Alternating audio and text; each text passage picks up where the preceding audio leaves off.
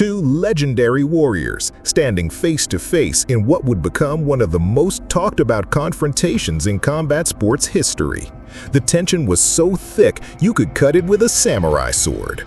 When news broke that Chuck Norris and Lee Marvin would finally settle their rivalry in the ring, the martial arts community went absolutely wild. This wasn't just another fight. This was the collision of two completely different fighting philosophies, two contrasting styles that had been brewing for years. The backstory? Both men had carved their names into legend through different paths. Norris, the methodical Tang Soo Do master who dominated competition circuits, versus Marvin, the battle-hardened warrior whose real combat experience made him a force to be reckoned with. Their mutual respect had always been tinged with the question, who would win in a real fight? When Norris stepped into the arena, you could feel the atmosphere shift. This wasn't just another fighter. This was a man who'd built his reputation on being absolutely unstoppable once he got started. His 6'0" frame carried the kind of functional muscle that came from years of serious training, not just show. Norris brought something few fighters possessed, relentless pressure combined with devastating power. His Tang Soo Do background gave him incredible kicking ability. Those legs were like baseball bats wrapped in human skin. His tournament record spoke volumes.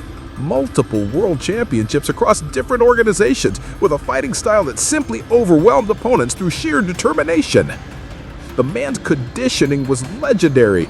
Stories circulated about his training regimen, hours of kicks, thousands of repetitions, the kind of dedication that bordered on obsession. Norris could maintain high-intensity output for extended periods, something that gave him a massive advantage in longer fights. His mental game was equally impressive. Norris had that rare ability to absorb punishment and keep coming forward. He'd been hurt in fights before, but never stopped pressing the action. This psychological warfare often broke opponents before the physical battle did. But Norris had his vulnerabilities too.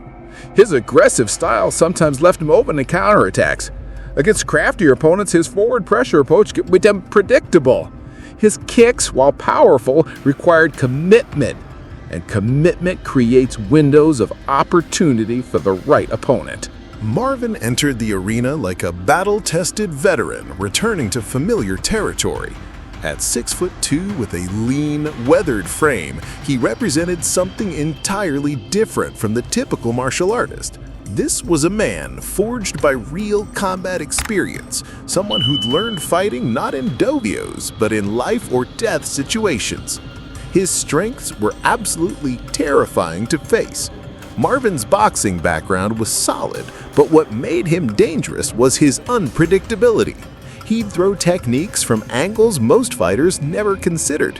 His street fighting instincts meant he could adapt mid-fight, switching tactics when his opponent least expected it.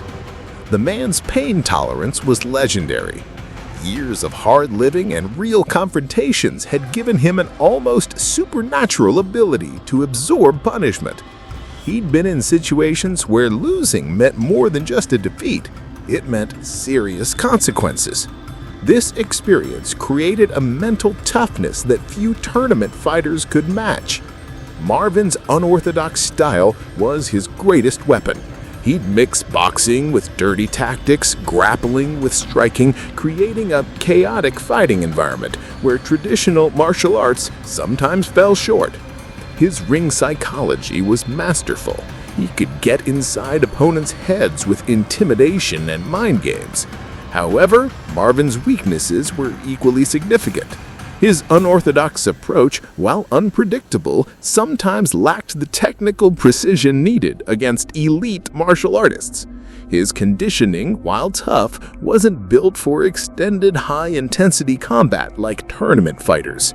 Age was also becoming a factor. The years of hard living were beginning to show. When the bell rang, Norris immediately established his rhythm, moving forward with measured aggression. Marvin, true to form, began his psychological warfare early, using feints and taunts to disrupt Norris's timing. The first significant exchange came 2 minutes in. Marvin added a surprising uppercut that caught Norris moving forward. snapping his head back and drawing first blood. The crowd erupted. This was the Marvin they'd heard about in underground fighting circles. But Norris's response was immediate and systematic. A low kick that buckled Marvin's lead leg, followed by a precise side kick that sent Marvin stumbling backward. This pattern continued through the early rounds. Marvin would score with his unpredictable combinations and psychological pressure, but Norris kept coming forward, methodically breaking down Marvin's unconventional defenses. By the fourth round, something crucial shifted. Marvin's unorthodox style, while still dangerous, was becoming readable to Norris. Those systematic leg kicks were accumulating damage, making Marvin's footwork less mobile. Meanwhile, Norris looked like he was just hitting his stride. The decisive moment came in round 5. Marvin attempted one of his signature dirty boxing combinations, a clinch followed by short uppercuts and knee strikes. But this time, Norris was ready. He used his superior conditioning to break the clinch, then unleashed a devastating roundhouse kick that caught Marvin flush on the ribs. The sound echoed through the arena. For the first time in the fight, Marvin looked genuinely hurt, his breathing becoming labored as he backed away, holding his side. What happened next revealed the true character of both fighters. Marvin, despite being hurt, showed incredible heart. He used his street fighting instincts to tie up Norris whenever possible, buying time to recover while making the fight ugly and uncomfortable. Norris, sensing victory, turned up the systematic pressure. His kicks became more frequent and more precise. He was methodically breaking down Marvin's unconventional defenses round by round, technique by technique. The 7th round was pure warfare. Marvin, knowing he was behind, threw caution to the wind. His combinations came in desperate waves, each one a potential fight ender, delivered with the fury of a cornered animal. But Norris weathered the storm like a mountain enduring a hurricane. When the final bell rang, both fighters embraced with genuine respect. They pushed each other to limits neither had experienced before. Marvin had shown that street fighting instincts and psychological warfare could trouble even elite martial artists. Norris had proven that disciplined training, superior conditioning, and technical precision could overcome raw toughness and unconventional tactics. But in the end, Chuck Norris won by unanimous decision. The judges scored the fight based on effective aggression, technical superiority, and cumulative damage, all areas where Norris had gradually built insurmountable advantages throughout the contest.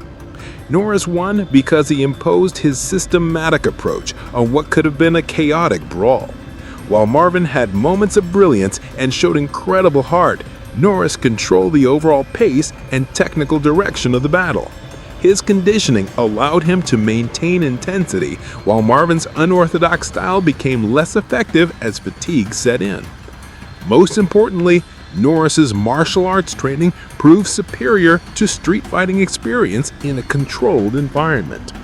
His leg kicks, dismissed as minor annoyances early on, became fight-changing factors as the contest progressed.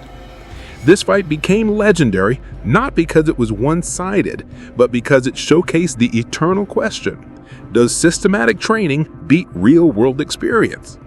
Marvin proved that street smarts and psychological warfare could trouble even elite martial artists. Norris proved that disciplined training, superior conditioning, and technical precision could overcome raw toughness and unconventional tactics.